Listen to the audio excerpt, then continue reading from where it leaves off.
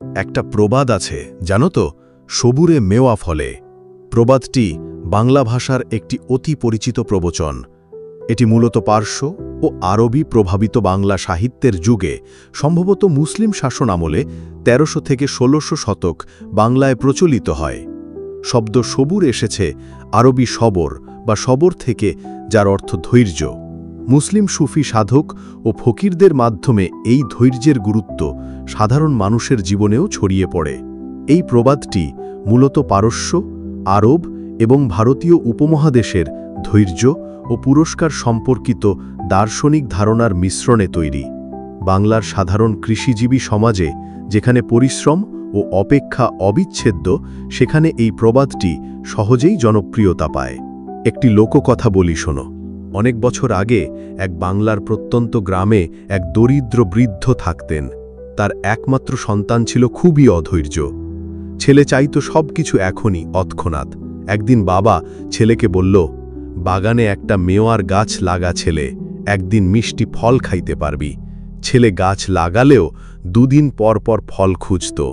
১ মাস না যেতেই বিরক্ত হয়ে গাছটি তুলে ফেলল।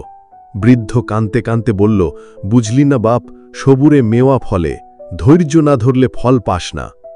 বছরখানেক পর পাশের বাড়ির এক গরিব কৃষক, যিনি একই সময়ে মেওয়ার গাছ লাগিয়েছিলেন, তার গাছে প্রথম ফল ধরল। গন্ধে পাগল হয়ে গেল গ্রামবাসী। সে ছেলে তখন আফসোস করে বলে, আহ, যদি একটু ধৈর্য ধরতাম।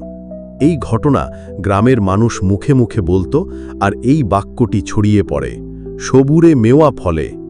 এই প্রবাদের মাধ্যমে শেখানো হয় যে, তাড়াহুড়ো করলে অনেক সময় ক্ষতি হয়। সময়, ধৈর্য ও পরিশ্রমে মিষ্টি ফল আসে। জীবনের বড় অর্জনের জন্য অপেক্ষা করতে হয়। অনুরূপ প্রবাদ বা ধারণা অন্য ভাষায়ও রয়েছে। ইংরাজিতে পেশেন্স ব্রিয়ার্স সুইট ফ্রুট, আরবিতে আস-সাবরু মুফতাহুল ফারাজ, মানে সবর হল মুক্তির চাবিকাঠি। হিন্দিতে সাবার কা ফল মিঠা হোতা হ্যায়।